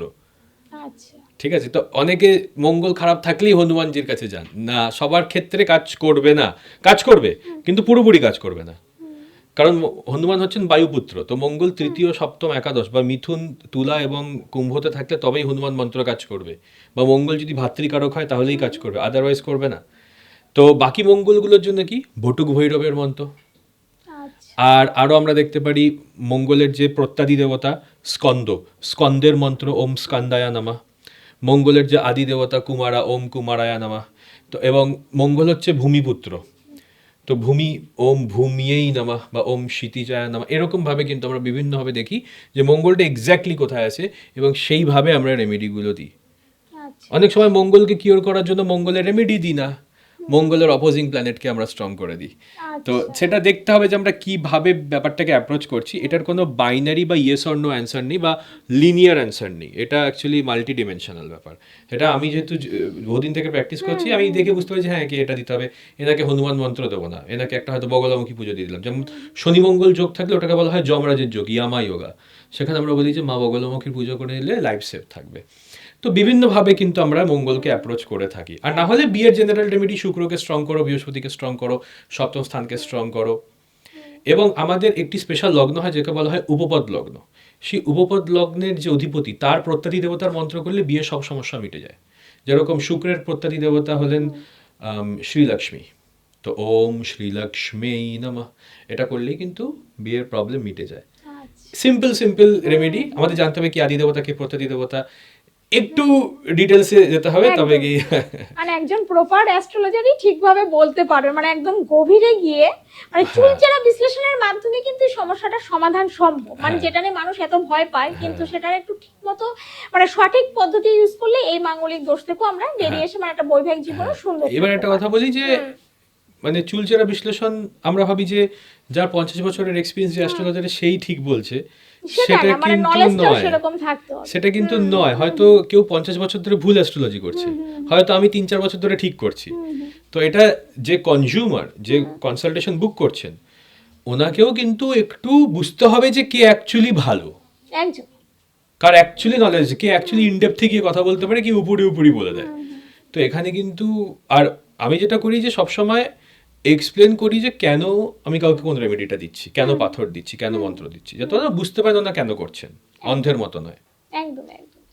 আচ্ছা, এবার আসি একটু শনি নিয়ে। এই শনির নাম শুনলেই তো সাধারণ মানুষরা খুব ভয় পেয়ে যায়। মানে শনির প্রভাব আছে, শনির দশা আছে, মানে শুনলেই প্রথমেই একটা বিশাল ভয় যে শনি আছে কি না হবে। তো শনি গ্রহকে এত ভয় পাওয়ার কি কারণ? শনি গ্রহকে ভয় পাওয়ার কারণ এটা হচ্ছে যে শনি আমাদের যে চকলেটের ওপরে যে চকচকে মোড়কটা সেটাকে খুলে দেয়। মানে আপনার পেছনে কেউ যদি খারাপ কথা বলে থাকে, শনি এটাকে আপনাকে শুনিয়ে দেবে। এটা কিন্তু সবসময় ছিল, কখনো সেই জিনিসটা আমাদের থেকে চলে যায়নি, কিন্তু আপনি জানতে পারতেন না। এখন আপনি ওগুলো জানতে পারছেন, যেগুলো আপনি অনেকদিন থেকে আপনার পেছনে পেছনে হচ্ছে। শনি আমাদের সামনে কঠোর বাস্তবটা তুলে ধরে, এবং শনি দশায় মনে হয় যে ভগবান আমাদের মাথার উপর থেকে হাতটা সরিয়ে নিয়েছে। সব জায়গায় আমরা দুর্ভাগ্য ফেস করি। আসলে কিছুই না, শনি আমাদের শুধু আমাদের লিমিটেশনটা দেখিয়ে দেয়। শনি হচ্ছে বাউন্ডারি, পরিধি। তো আমাদের দেখিয়ে দেয় যে আমি এখন বেশি দৌড়াতে পারবো না, হাঁটুতে ব্যথা আছে, আমাকে আগে হাঁটু ঠিক করতে হবে, তারপরে দৌড়াতে হবে। সেটা যদি আমি পুরোপুরি করতে পারি, তাহলে কিন্তু শনি অনেক রিওয়ার্ড দিয়ে দেয়। এবার শনি নিয়ে যে ভয়ের কথাগুলো, সেটা হচ্ছে আগে শনির সাড়ে সাথী। শনি এক একটি রাশিতে, এটা একটু জানতে চাইবো যে শনিকে কর্মফল দাতাই কেন বলা হয়? শনি অ্যাকচুয়ালি পূর্বজন্ম থেকে কর্মফল নিয়ে আসে। আচ্ছা। তো এই জন্য শনির দশা অনেকে বলেন যে আমার সাথে খুব আনফেয়ার জিনিস হচ্ছে, মানে পূর্বজন্মের কর্মের ফলটাও এই জন্মে মানে দেওয়া হচ্ছে। যেখানে শনির যে দাদা যমরাজ, সে কিন্তু এই জন্মের ফল এই জন্মেই দেয়। আচ্ছা। এবং ইমিডিয়েট দেয় যমরাজ, কিন্তু শনি না, শনি পূর্বজন্ম থেকে কর্মফল ফিরিয়ে নিয়ে আসে। আচ্ছা, হ্যাঁ, এই জন্য অনেক মানুষের প্রশ্ন থাকে যে এই জন্মে সে কোনো খারাপ কাজ করেনি, কিন্তু তার সাথে শুধু খারাপই হচ্ছে। সেটা শনি পূর্বজন্ম থেকে বিভিন্ন রকমের কর্মফল ফিরিয়ে আনে। অনেক সময় শনি যখন বকরি হয়, পলিটিশিয়ানরা ধরা পড়ে, কেউ কোনো টাকা পয়সা স্ক্যাম করেছে, সেই ধরনের ধরা পড়ে। তো শনি যখন বকরি হচ্ছে, যাদেরকে শাস্তি দেয়নি তারা শাস্তি পায়, আবার যারা পুরস্কার পায় তারা পুরস্কৃত হয় যখন শনি বকরি হয়। শনির যে সাড়ে সাথী, শনি এক একটি রাশিতে 2.5 বছর থাকে। তাহলে শনি চন্দ্র থেকে দ্বাদশে যখন 2.5 বছর থাকবে, প্রথম 2.5 বছর, চন্দ্রের ওপর দিয়ে 2.5 বছর, চন্দ্র থেকে দ্বিতীয় 2.5 বছর, তাহলে মোট 2.5 7.5 বছর হলো। আচ্ছা, এই 7.5টা একটু ভালো করে মানে ডিটেইলস যদি আমরা শুনতে। হ্যাঁ, তো বেসিক্যালি এখন শনি গোচর করছে মীন রাশি দিয়ে। তো মীন রাশি সাধারণত আমরা 7.5 বলতে 7.5 বছরই বুঝি। হ্যাঁ, কিন্তু এটারও আর হলে মনে কিছু পার্ট আছে। হ্যাঁ, এবার প্রথম 2.5 বছর 7.5 প্রথম পার্ট, প্রথম 2.5 বছর শনি চন্দ্র থেকে দ্বাদশে গোচর করে, মানে এখন মেষ রাশির 7.5 চলছে। চন্দ্র থেকে মেষ রাশির সাপেক্ষে দ্বাদশে শনি গোচর করছে মীনে। চন্দ্র থেকে দ্বাদশ স্থান থেকে আমরা দেখি আমাদের বার্থ ফ্যামিলি এবং আমাদের বডির অর্গানস। তো 7.5 প্রথম সময় যারা বয়স্ক লোক, তাদের বডির অর্গানে প্রবলেম হয়, অর্গান রিমুভ হয়, কোনো অর্গানে ম্যালফাংশন ধরা পড়ে, এবং আমাদের যে পারিবারিক সম্পর্ক, আমাদের যে জন্মের যে পরিবার, সেই পরিবারের লোকজনের সাথে সম্পর্ক খারাপ হয়। সাড়ে 7র যে দ্বিতীয় পার্ট, যখন শনি চন্দ্রের ওপর দিয়ে যায়, তখন মানসিক দুশ্চিন্তা, ডিপ্রেশন, ফ্রাস্ট্রেশন, অ্যাংজাইটি এবং তার শরীরের ওপর কিন্তু অনেক নেগেটিভ প্রভাব পড়ে। এবং 7:30 সময় কিন্তু বড় ফাইন্যান্সিয়াল ডিসিশন ইত্যাদি নেওয়া উচিত না। 7:30 যে শেষ পার্ট, সেখানে কোনো ফাইন্যান্সিয়াল রিস্ক নেওয়া উচিত নয়, কিন্তু সব কাজ ঠিক করে করলে এই সময় কিন্তু মানুষ অনেক লাভও আবার পেয়ে যাবে। যা যা 7:30 হারিয়েছিল সেগুলো ফেরত পেতে শুরু করে। 7:30 যেরকম হাজবেন্ড বা ওয়াইফের মৃত্যু হওয়া, বা চাকরি চলে যাওয়া, বা বাবা মায়ের মৃত্যু, বাবা মায়ের শরীর খারাপ, এগুলো কিন্তু খুব কমন ঘটনা, খুব কমন ঘটনা। অনেকে বলে থাকবেন না আমি 7:30 সব থেকে বেশি পেয়েছি, একদম সত্যি কথা। যেটা শুনেছি মা হ্যাঁ। বাবার মধ্যে যে কোনো একজন হয়তো চলে যায়। হ্যাঁ হ্যাঁ, এবং 7:30 অনেকে অনেক কিছু পায়, অনেক কিছু, অনেকে রাজাও হয়ে যায়। তার কারণ শনি তার তার দশাও সঠিক চলেছিল, এবং শনি তার লগ্ন সাপেক্ষে, চন্দ্র সাপেক্ষে ভালো ভালো ঘরে ট্রানজিট করেছিল। তো এটা ম্যান টু ম্যান ভ্যারি করে, তবে ওভারঅল একটা ডিস্ট্রেসিং পিরিয়ড, ওভারঅল একটা ডিফিকাল্ট পিরিয়ড। তাছাড়া আমরা শুনে থাকি শনির ঢাইয়া চলছে। শনি যখন চন্দ্র রাশি সাপেক্ষে চতুর্থ এবং অষ্টমে গোচর করে, মানে শনি 7:30 শেষ হওয়ার পরে কি ধাইয়া শুরু হয়? সব সময় তাই নয়, আচ্ছা, তার 2.5 বছর গ্যাপ দিয়ে শুরু হয়। ও আচ্ছা আচ্ছা। এবার এই ধাইয়াটা কি অ্যাকচুয়ালি? শনি যখন চন্দ্র রাশি থেকে চতুর্থে গোচর করে সেটাকে ঢাইয়া বলে, এবং শনি যখন চন্দ্র রাশি থেকে চতুর্থ এবং অষ্টম, তো 4 এবং 8-এ গোচর করে, চন্দ্র রাশি সাপেক্ষে, লগ্ন সাপেক্ষে নয়, সেটিকে ঢাইয়া বলে। জিনিসপত্র স্লো হয়, কাজ আটকে যায়, অপারেশন হয়, একটা কাজ করতে গিয়ে 3-4 বার এফর্ট দিতে হয়, কিন্তু ভুল তো আমিই করছি। তো শনিবার আমাকে বারবার দেখিয়ে দিচ্ছে, চোখে আঙ্গুল দিচ্ছে এই জায়গাতে ভুল হচ্ছে। তবে শনির একটা ডিসঅ্যাডভান্টেজ, বেশি ভেবে ফেলে বা বেশি পারফেক্টলি অনেক সময় করতে যায়। তো শনির দশায় সাকসেস পেতে গেলে অল্প টাকা ইনভেস্ট করে অল্প পরিশ্রমে মোটামুটি শুরু করে দিলেই তারপরেই হবে। তারপরে পরিশ্রম করে সে মানুষ নিজে কিন্তু নিজের জায়গা তৈরি করে নেয়। শনির দশায় যেহেতু শনি আমাদেরকে এক্সপোজ করে দেয়, মানে ধরুন কেউ অ্যাকাউন্টেন্সি নিয়ে পড়েছে, তাকে ইঞ্জিনিয়ারিং এর কাজ দিয়ে দিত, সে তো পারবে না। না, একদমই। সে বুঝতে পারবে যে তাহলে ঠিক আছে, আমি এতদিন যে আমি আইটিতে ঢোকার চেষ্টা করছিলাম, আমি এবার আইটিতে না ঢুকে আমি আবার অ্যাকাউন্টেন্সিতেই ফিরে যাই। তো ওই জন্য শনির দশা সব থেকে বেশি লোক নিজের প্যাশন ফলো করে। শনির দশা মানুষ বুঝতে পারে যে ধরুন যার গায়ক হওয়ার কথা ছিল, সে ইঞ্জিনিয়ারিং কলেজে পড়ে আইটিতে চাকরি করতে গিয়ে দেখছে পারছে না, খুব কঠিন। সে ভাবে যে না, আমি যেটা পারি সেটাই করব। তো শনি আমাদের অপরচুনিটি গুলোকে খুব লিমিটেড করে দেয়, যে মানুষ শুধু সেটাই করতে পারে যেটা ঈশ্বর প্রদত্ত। ওই জন্য শনির দশা সব থেকে বেশি লোক অ্যাক্টিং, মডেলিং ইত্যাদি কিন্তু নিজের ব্যবসা ইত্যাদি তৈরি করে। ওই জন্য বিভিন্ন রিয়েলিটি শোতে শুনে থাকবেন যে আমার সাথে জীবনে খুব খারাপ হয়েছিল, তারপরে আমি ঘুরে দাঁড়িয়েছি এবং এখনো স্ট্রাগল করেছে। এটাই শনি, মানে শনি আপনাকে এক্সপোজ করছে। তাহলে শনি 7:30 থেকে শনির ধাইয়া, মানে ধাইয়াতে কি বাধা বিঘ্নটা বেশি আসে? না, 7:30 বেশি আছে, তবে ঢাইয়া জেনারেলি বাধা বিঘ্ন ভালোই যেটা চলে। বললেন, মানে অ্যাকচুয়াল মানে এটা আয়নার মতো সামনে চলে আসে, মানে আঙুল দিয়ে দেখিয়ে দেওয়া হয় যে মানে যেটা বলেন পিঠ পিছে কিছু একটা হচ্ছিল, সে হয়তো জানতো না, কিন্তু শনি 7:30 সেটা সে জানতে পারে। সেটা অ্যাকচুয়ালি আরো বেশি হয় শনির মহাদশাতে, যেটা 19 বছর চলে। আচ্ছা, 7:30 হচ্ছে গোচর, আর ঢাইয়াও গোচর। তো সব থেকে ডেঞ্জারাস হচ্ছে শনির মহাদশা। হ্যাঁ, শনির দশা নিয়ে এবার একটু জানতে শনির চাই। দশা শনির দশাটাই মানুষ সাধারণত বলে যায় যে শনির দশা চলছে। হ্যাঁ, তো শনির দশা অ্যাকচুয়ালি কি? শনির ওটা কি দশা জন্মলগ্ন থেকেই শুরু হয়? এরকম আমাদের কোনো ব্যাপার আছে? টোটাল 27টি নক্ষত্র আছে, অশ্বিনী, ভরণী, কৃতিকা, রোহিণী, মৃগশিরা, পুনর্বসু, পুষ্যা, আশ্লেষা, এভাবে 27টি নক্ষত্র আছে, লাস্টে রেবতী। এবং এক একটি নক্ষত্রের এক একটি অধিপতি হয়, যেরকম অশ্বিনী নক্ষত্রের অধিপতি কেতু, ভরণী নক্ষত্রের অধিপতি শুক্র। তো যদি কারোর চন্দ্র ভরণী নক্ষত্র থাকে তার জন্ম ছকে, মানে তার যে জন্ম নক্ষত্র, সেই জন্ম নক্ষত্রের যে অধিপতি, সেই সময় থেকে তার মহাদশা শুরু হয়। ভরণী নক্ষত্রের অধিপতি শুক্র, কারোর ভরণী নক্ষত্রে জন্ম হলে শুক্রের মহাদশায় জন্ম হবে। আচ্ছা, এবং মহাদশা ক্রমটি হচ্ছে কেতু, শুক্র, সূর্য, চন্দ্র, মঙ্গল, রাহু, বৃহস্পতি, শনি এবং বুধ। তো যদি কারোর এবার মঙ্গলের দশায় জন্ম হয়, তাহলে সেকেন্ড দশা রাহুর দশা, থার্ড দশা জুপিটারের দশা, ফোর্থ দশা শনির দশা। এবার মহাদশার লেন্থ হয় টোটাল 120 বছরের, বলা হয় বিংশোত্তরী মহাদশা। কেতুর দশা 7 বছর, সূর্যের দশা 6 বছর, এইভাবে হবে। শনির দশা 19 বছর, অনেক লম্বা মহাদশা। তো এবার ধরুন কারোর মহাদশা ক্রমে শনির দশা এটা কি এসছে, জন্মকাল থেকে শুরু হয়ে একদম 19 Fixed. বছর পর্যন্ত চলবে টানা? না, মানে কারো যদি জন্ম হয় রাহুর দশায়, তাহলে সে রাহুর দশা চলে হচ্ছে গিয়ে প্রথম 18 বছর। আচ্ছা, তো সে রাহুর দশার তার মাঝখানে জন্ম হলো, তার রাহুর দশা চললো, যেহেতু রাহুর দশার মাঝখানে জন্ম হয়েছে 9 বছর চললো, 16 বছর বৃহস্পতি চললো, তার মানে তার 16 + 9 হয়ে গেল 25 বছর বয়সে শনির দশা ঢুকছে। তাহলে এবার 25 থেকে 44 অব্দি শনি চলবে। আচ্ছা, মানে অনেকটা সময়। হ্যাঁ, মানে পুরো যৌবন। সেই সময় হার্ট ব্রেক পাবে, মানে কম টাকায় বেশি কাজ করতে হবে, মনে হবে যে সবাই, গোটা পৃথিবী আমার এগেনস্টে, কেউ আমাকে ভালোবাসে না, এবং মানুষ একাকিত্বে ভোগে।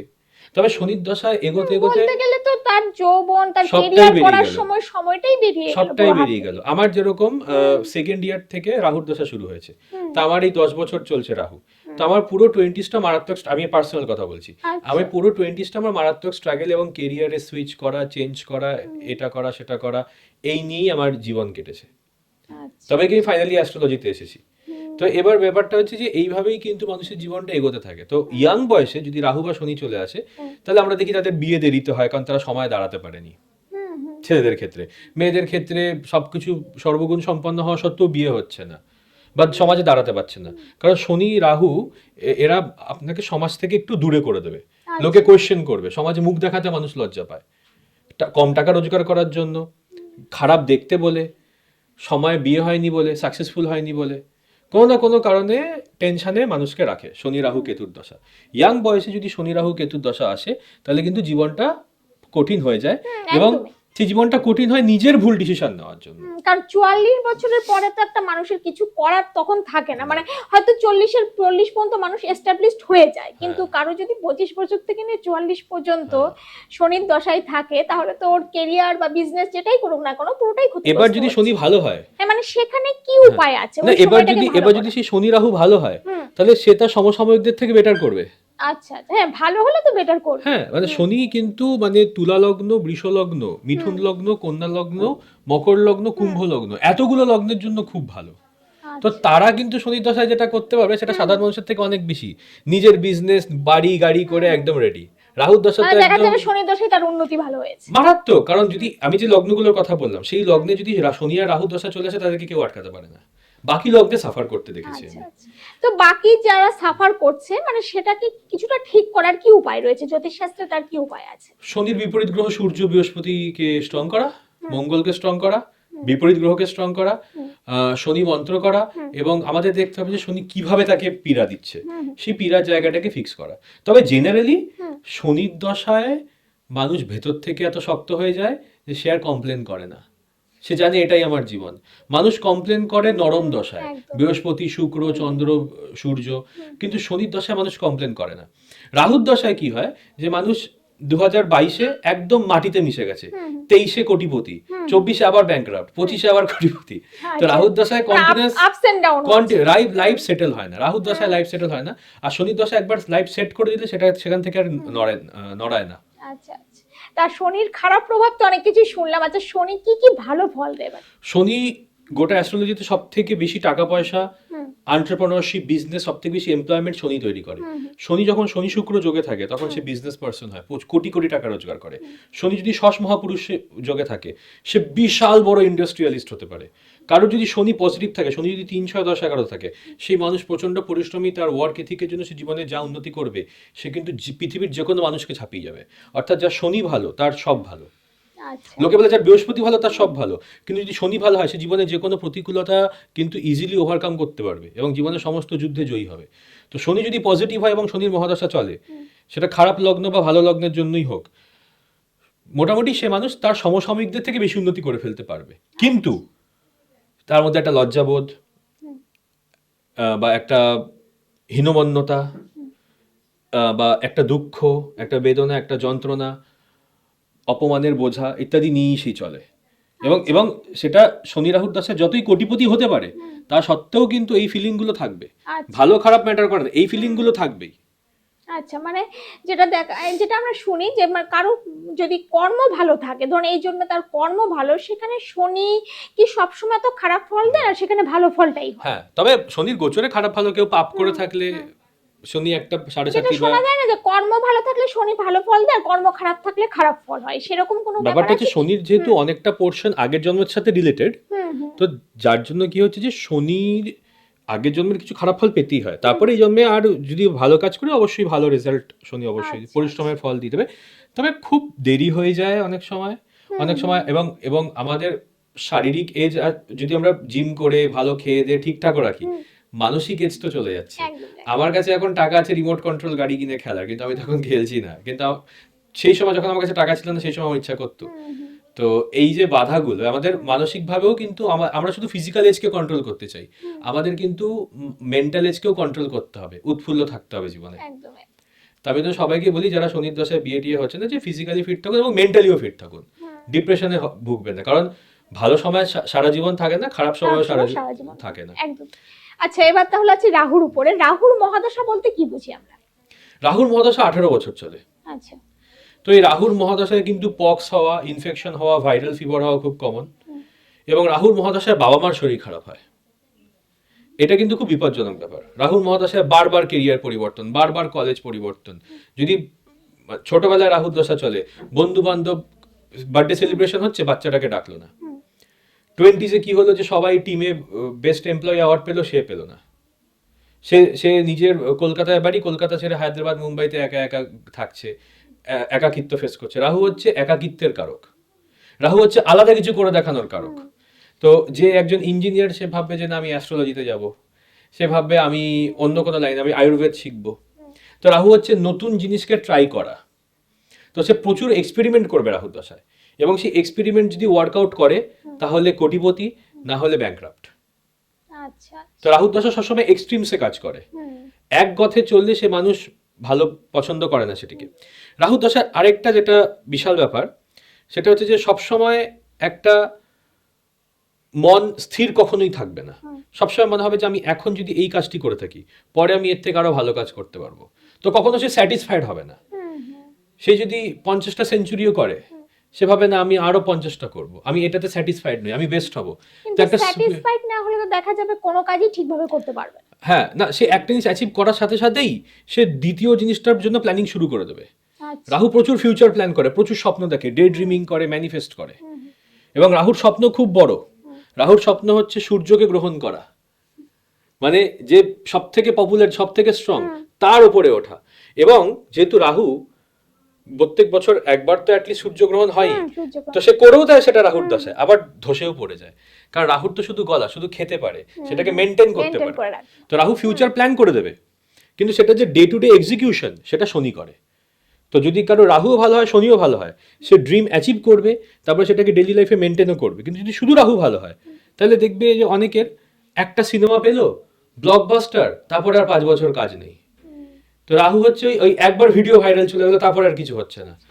তো রাহু হচ্ছে ওই একবার পৌঁছে দেবে, সূর্য চন্দ্রকে গ্রহণ করে দেবে, যে বেস্ট তার থেকে বেটার করে দেবে, কিন্তু সেটাকে ডে টু ডে লাইফে মেনটেন করার ডিসিপ্লিনটা নেই, সেটা শনির আছে। তো যেটা শনি পারে সেটা রাহু পারে না। তো শনির ক্ষমতা সব থেকে বেশি। শনি পজিটিভ, শনি রাজযোগে থাকলে তাকে তার জায়গা থেকে কিন্তু কেউ নড়াতে পারবে না। আমরা যেরকম জানি আমাদের মাননীয় মুখ্যমন্ত্রী মমতা ব্যানার্জি শশ মহাপুরুষ যোগ আছে, ওনার শনির দশা চলছে, যতদিন শনির দশা চলবে ওনাকে কেউ মসনদ থেকে নড়াতে পারবেন না। আচ্ছা, মানে যেটা ভালো হলে খুবই ভালো, আর খারাপ হলে খুবই খারাপ। শনি খারাপ হলে কনস্ট্যান্টলি শারীরিক সমস্যাও দিয়ে মানুষের মনোবলও ভেঙে দেয়। তো সব কিন্তু যে কোনো মহাদশাই ভালো হতে পারে ভালো ডিসিশন নিলে। আর রাহুর ক্ষেত্রেও কি মানে যেটা শোনা যায়, মানে এক সময় খুব ভালো দিয়ে হঠাৎ করে তাকে কি আবার মানে খারাপে ফেলে দিচ্ছে, একদম নিচে নামিয়ে দিচ্ছে। একদম একদম একদম। এবং এটা করে অপরচুনিটি না দিয়ে। কেউ বিয়ে করতে পারছে না রাহুর দশায়, বা চাকরি চেঞ্জ করতে পারছে না, 4 বছর কোনো অপরচুনিটি নেই। হঠাৎ করে একটা বছর এলো, গুগল থেকে চাকরির অফার এলো, অ্যামাজন থেকে চাকরির অফার এলো, একদম সে যেরকম লাইফ পার্টনার চাইছিল সেই অফারটা এলো। তো সে ভাববে, এবং তাতে কিছু গলত থাকে সেটা সে বুঝতেও পারে, কিন্তু সে ওই অপরচুনিটির লোভটাকে না বলতে পারে না। এবং ঠিক সেটা নিয়ে 1-2 বছর খুব এনজয় করবে, তারপরে আবার জেকে সেই। তো ওই জন্য রাহুর দশা একদম টপে নিয়ে গিয়ে আবার তার পরের বছর ফেলে দিতে পারে। কিন্তু যেহেতু রাহু অ্যাম্বিশনে কাজ করে, তাই রাহুর সাথে যদি শনি ভালো থাকে, কর্মপতি ভালো হয়, লগ্ন চারটে একটু ভালো হয়, আর যদি রাহুটা মোটামুটি পজিটিভে থাকে, সে মানুষ রাহুর দশায় যে অ্যাচিভ করবে সেটা কোনো দশায় করতে পারবে না। শনির দশায় তো আরো বেটার। তো শনির দশা রাহুর দশার থেকে অনেকটা বেটার হয়। আচ্ছা আচ্ছা, তো এই রাহুর দশা কাটানোর জ্যোতিষশাস্ত্রে কি উপায় রয়েছে? রাহুর বিপরীত গ্রহ সূর্যকে পাওয়ার দেওয়া, বৃহস্পতিকে পাওয়ার দেওয়া, দুটো বেসিক। আর তাছাড়া রাহু মন্ত্র করা, এবং আমাদের দেখতে হচ্ছে রাহু কোন ঘরকে ডিস্টার্ব করছে। দশম ঘরকে ডিস্টার্ব করলে আমরা রবি সাজেস্ট করি, নবম ঘরকে ডিস্টার্ব করলে আমরা ভাগ্যস্থানকে ডিস্টার্ব করলে আমরা পোখরা সাজেস্ট করি, দুর্গা মন্ত্র, শনির জন্য মা কালী মন্ত্র, হনুমান মন্ত্র। এবং শনির জন্য কেন হনুমান মন্ত্র সবসময় কাজ করে, কারণ শনিও হচ্ছে বায়ু তত্ত্বের গ্রহ, ওই জন্য সবসময় হনুমান মন্ত্র কাজ করে। হনুমান হচ্ছে বায়ুপুত্র, হ্যাঁ, বায়ু বায়ু, ঠিক আছে। আর রাহু হচ্ছে বায়ু এলিমেন্ট, কিন্তু রাহুর দেবী হচ্ছে মা দুর্গা। তো মা দুর্গার মন্ত্র করলে, দশাক্ষরী অষ্টাক্ষরী মন্ত্র করলে কিন্তু রাহুর প্রভাব কেটে যায়। তাছাড়াও আরো 1000টা রেমেডি আছে, কিন্তু আমাদের দেখতে হবে। যেরকম কাল সর্পদোষ কাটানোর জন্য আমরা গণপতি মন্ত্র দিই, তখন আমরা আবার দুর্গা মন্ত্র বা হনুমান মন্ত্র, কালী মন্ত্রে যাই না, তখন আমরা গণপতি মন্ত্র দিই। রাহু কেতু যখনই কাল সর্পদোষ দেখবো আমরা গণপতি মন্ত্রে চলে যাব, গণপতি মন্ত্র গেলেই কাল সর্পদোষ কেটে যাবে। আচ্ছা আচ্ছা, কাল সর্প নিয়ে এবার আসছি। কাল সর্প অ্যাকচুয়ালি দোষ না যোগ? এটা নিয়ে অনেকেরই মানে মনে অনেক ভ্রান্ত ধারণা আছে। কাল সর্প এমন একটা যোগ যেটা দোষের মতো। আচ্ছা, মানে এটা অ্যাকচুয়ালি যোগ তাহলে? এটা অ্যাকচুয়ালি যোগ, দোষ নয়, বাট দোষ বলা যেতে পারে, কারণ এমন একটা যোগ যেটা দোষের মতো। তো সমস্ত গ্রহ যখন কেতু থেকে রাহুর মধ্যে থাকে সেটাকে বলা হয় কাল সর্প যোগ। যখন সমস্ত গ্রহ রাহু থেকে কেতুর মধ্যে থাকে তখন সেটিকে বলা হয় কাল অমৃত যোগ। অর্থাৎ কেতু থেকে রাহু কাল সর্প, রাহু থেকে কেতু কাল অমৃত। তাহলে কাল সর্প মানে আমি সারা জীবন একটা জিনিসের পেছনে ছুটছি, সেটাকে পাচ্ছি না, কাল সর্প। কারোর বাড়ি বানানোর ইচ্ছা, সারা জীবন বাড়ি বানাতে পারলো না, টাকা জোগাড় করতে পারলো, কাল সর্প। কাল অমৃত, সারা জীবন বাড়ি বানানোর জন্য চেষ্টা করছি, মোটামুটি বুঝে গেলাম এটা আমার দ্বারা হবে না, তো আমি গিভ আপ, আমি আর কষ্ট পেলাম না, আমি ওটা গিভ আপ করে দিলাম। তো কাল অমৃত হচ্ছে যারা আধ্যাত্মিক, এবং কাল সর্প হচ্ছে তারা যারা মেটেরিয়ালিস্টিক। তো এবার 12 রকমের কাল সর্পযোগ হয়। রাহু যদি 12 রকমের, 12টা ঘর জ্যোতিষে, লগ্নে রাহু যদি লগ্নে থাকে তাহলে বলবো আমরা অনন্ত কাল সর্পযোগ, সেকেন্ড হাউসে কুলিকা কাল সর্পযোগ, রাহু তৃতীয়ে বাসুখী, রাহু চতুর্থে শঙ্খফল, রাহু পঞ্চমে পদ্মা, রাহু ষষ্ঠে মহাপদ্মা, রাহু সপ্তমে। তো এভাবে আমরা দেখি যে প্রত্যেকটা কি কি কাল সর্পযোগ হতে পারে। রাহু দশে যেটাকে বলি আমরা তক্ষক, রাহু একাদশে ঘাতক, রাহু দ্বাদশে শেষনাগ, রাহু অষ্টমে কার্কোটক, রাহু নবমে আমরা বলে থাকি এটা হচ্ছে একদম আপনার শঙ্খচূড় কাল সর্পযোগ। তো এভাবে 12টা কাল সর্পযোগের জন্য কিন্তু 12টা গণপতি মন্ত্র, এবং এটা পেয়ারিংয়ে দেওয়া হয়। যেমন গণপতির যে রূপগুলো আছে বক্রতুণ্ডা, একাদন্তা, লম্বোদরায়া, এই ধরনের আমরা মন্ত্র দিই, ওম বক্রতুণ্ডায়া হুম, এভাবে আমরা মন্ত্র দিয়ে থাকি।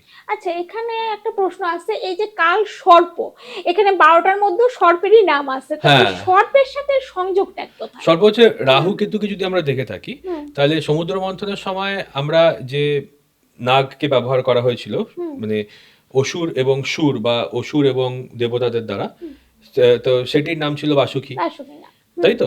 তাহলে যারা মাথাটা ধরেছিলেন তারা হচ্ছিলেন অসুর, এবং ওই মাথার দিকটাকে ধরা হয় রাহু, এবং এই লেজের দিকটাকে ধরা হয় কেতু। ঠিক আছে? তো বেসিক্যালি খাবার মুখের ভেতর যখন ঢুকছে তখন আমরা স্বাদ পাচ্ছি, যখন খাবারের ডাইজেশন কমপ্লিট তখন আর ওটার সাথে আমাদের কোনো সম্পর্ক নেই। অর্থাৎ লেজের দিকটা আধ্যাত্মিকতার দিক, আর মুখের দিকটা মেটেরিয়ালিজম, অর্থাৎ বস্তু জগতের দিক, মানে পাওয়ার যে। হ্যাঁ, তো কেতু বোঝায় ডিট্যাচমেন্ট বা মোক্ষ, তো কেতুকে বলা হয় মোক্ষ কারক, এবং রাহুকে বলা হয় ভোগ কারক গ্রহ। তো রাহু সবসময় আইফোন কিনবো, 3টে ক্যামেরার আইফোন চাই, বড় গাড়ি চাই, বড় বাড়ি চাই, মায়া মোহ ভোগ, একদম একদম। আর কেতু হচ্ছে আমি সবকিছু ছেড়ে হিমালয় চলে যেতে চাই। বাট রাহু কেতু যেহেতু খারাপ গ্রহ, পাপী গ্রহ, খুব তাড়াতাড়ি ওরা অ্যাকশন চায়। মানে রাহু এক রাতে বড় লোক হবো, কেতু এক রাতে মোক্ষ চাই। তো ওই জন্য যাদের কেতু স্ট্রং তারা খুব ইন্টেন্স সাধনা করবে। ঠিক আছে? তো এবার ব্যাপারটা হচ্ছে যে বিভিন্ন সর্পের নাম দেওয়া আছে। মানে রাহু যদি লগ্নে এবং কেতু সপ্তমে থাকে তাহলে বিবাহস্থান ড্যামেজ হয়, এবং হেলথ খারাপ হয়, রেপুটেশন ড্যামেজ হয়, এটাকে বলে অনন্তকাল সর্পযোগ। কুলিকা হচ্ছে রাহু দ্বিতীয়, কেতু অষ্টমে, তো এখানে পরিবারের সাথে এবং শ্বশুরবাড়ির সাথে দুই পরিবারের সাথে সম্পর্ক খারাপ হয়ে যায়। রাহু যদি 10-এ থাকে এবং কেতু যদি 4-এ থাকে তাহলে এটাও একটা খারাপ কাল সর্পযোগ। এই সময় অনেক সময় পুরোপুরি মানে কেরিয়ার বরবাদ হয়ে যায়, পারিবারিক সুখ শান্তি বরবাদ হয়ে যায়। তো এইভাবে এক একটি নাগের নাম দেওয়া হয়েছে। তো এবার যদি রাহু কেতু, হ্যাঁ, এবার এই রাহু কেতুর সাথে যদি এই কালসর্প যোগের সাথে মানে রাহুর মুখে এবং কেতুর লাস্টে যদি একটা গ্রহ রাহু বা কেতুর সাথে চলে আসে, সেইটা তখন একটা ডেঞ্জারাস ব্যাপার হয়ে যায়।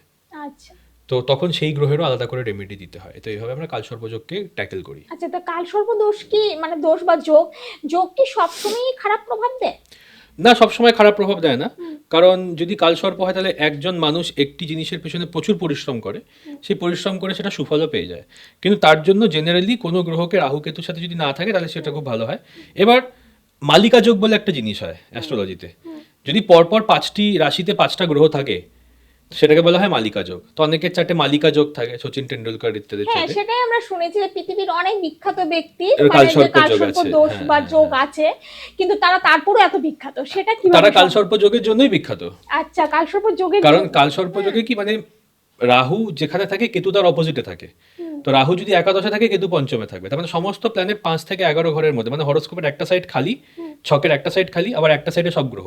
তাহলে তার এনার্জিটা কেন্দ্রীভূত হচ্ছে একটা জিনিসকে অ্যাচিভ করতে, এবং সেখানে তো অনেক ভালো ভালো যোগ তৈরি হচ্ছে, বিপরীত রাজযোগ, এই যোগ সেই যোগ, এবং পরপর প্ল্যানেটগুলো মিলে গেলে সেগুলো একটা মালিকা যোগও তৈরি হচ্ছে, মানে একটা মালার মতো গ্রহগুলো বসে আছে।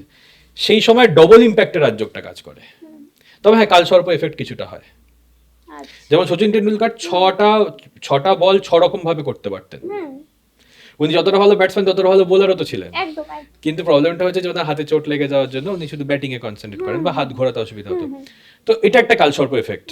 উনি হয়তো ওয়ার্ল্ডের বেস্ট ক্রিকেটার ব্যাটসম্যান না, ওয়ার্ল্ডের বেস্ট ক্রিকেটার এভার, এবং ওয়ান অফ দ্য বেস্ট স্পিনারও হতে পারতেন হয়তো, বা মিড পেসার, মানে অলরাউন্ডার হতে পারে। হ্যাঁ, কিন্তু সেটা উনি হতে পারেননি। এগুলোর কারণ থাকে।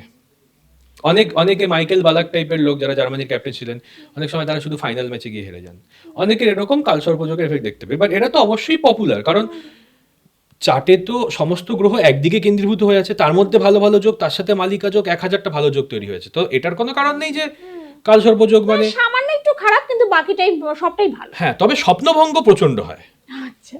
মানে হতেই পারে কেউ একজন বিশাল বড় সুপারস্টার, বাট সে কোনো কম্পিটিশনে সেকেন্ড হলো, গোল্ড না পেয়ে সিলভার পেলো, একটা ছাপ তো থেকে যায়।